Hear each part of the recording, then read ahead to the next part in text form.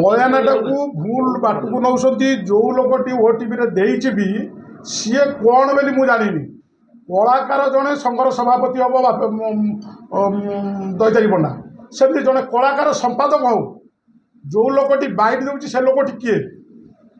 से लोकटी जन जगतसिंहपुर जन कौन सी आम जनजगत जानते सी किए बाइट देवा ना ना मालिक ना आखेड़ा कहीं नुह एटा कथाटा बाहर बाहर बाहरी गला ताकू सिलिप की सी कहया कथा जे मो पीरियड रे एगुडा हवा कथा उदाहरण देछन किंतु ये ताकू एबे तो एसी रूम रे ए काली गोटा हिरोइन मोर एसी रूम देली बोली से कहला रहिबिनी मु पुणी नै गोटा 13,000 देके एसी रूम देछे क्या उदाहरण को असाधारण किंतु ता बेली नुह जे भाषाटा ठीक मु भी निजे कहूँ ठीक नुह एटा भाषा मो भाई की अनुरोध कर भाषा कहया कथा नु कलाकार भी कहया कथा नु ताकू नै ताको बापा हिचु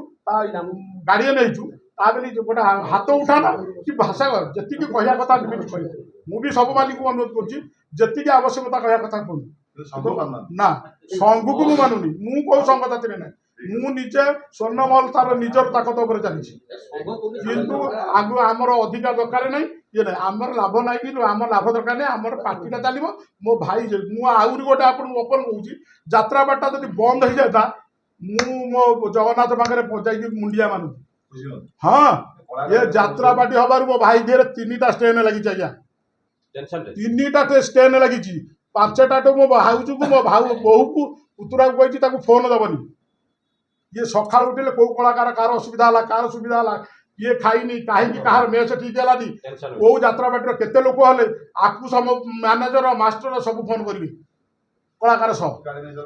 ये समझ कथा बुझिकी आज 3टा स्टेन लगी यात्रा बाटी दीटा करता मुझे भिन्न हो अलग हो आपको कौच रूपमहल कला अलग हाँ बाटिली बोलिकी भांगिला पचारतु एवं चिंतामणि स्वप्नमहल को भांगिकी प्रमोद स्वाई जदि ता ना कहला कौच तार तार ता बापा ना प्रमोद स्वाई पिता हूँ चिंतामणि स्वाई क्षीरोद कुमार स्वाई पिता हूँ चिंतामणि स्वाई तेणु स्वप्नमहल को आई चिंतामणि स्वाई करें मुझे बिगिड़ी करनी आहरी पुणी मरिया आहरी पुणी कष्ट करा